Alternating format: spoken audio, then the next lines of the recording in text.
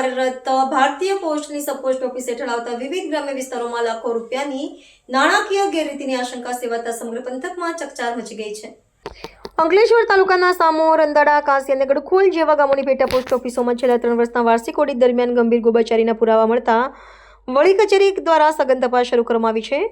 Zonal post ઓફિસની એક વિશેષ તપાસ કમિટીએ છેલ્લા 2 દિવસથી અંકલેશ્વર ખાતે ધામા નાખ્યા છે અને વિવિધ અધિકારીઓ તેમજ કર્મચારીઓની કડક પૂછપરછ હાથ ધરી છે. આ તપાસમાં મુખ્યત્વે બચત યોજનાઓ અને ફિક્સ ડિપોઝિટમાં જમા કરવામાં આવેલા નાણાંમાં મોટી અનિયમિતતાઓ સામે આવી રહી છે, જેના કારણે વર્ષોથી પોસ્ટ વિભાગમાં વિશ્વાસ મૂકનાર મધ્યમ વર્ગીય ખાતેદારોમાં ફફડાટ વ્યાપી ગયો છે.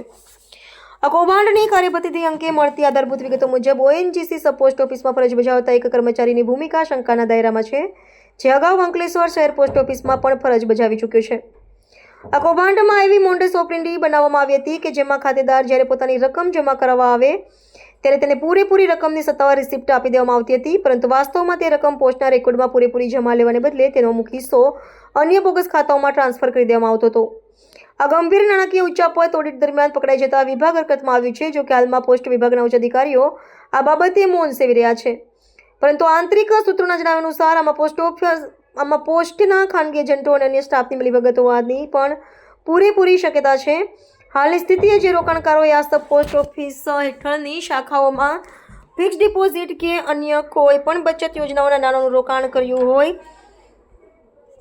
તેમને તાકીદે પોતાની પાસબુક અને રિસિપ્ટ સાથે ઓફિસમાં પહોંચીને નાણાંની ખરાઈ કરાવી લેવા જણાવવામાં આવ્યું છે. જેમ જેમ તપાસ આગળ વધી રહી છે તેમ તેમ કૌભાંડનો આંકડો મોટો થવાની અને અન્ય ચોંકાવનારો ખુલાસો થવાની સંભાવના વ્યક્ત કરવામાં આવી છે. રિપોર્ટર રવિ સૈયદ, અંકલેશ્વર.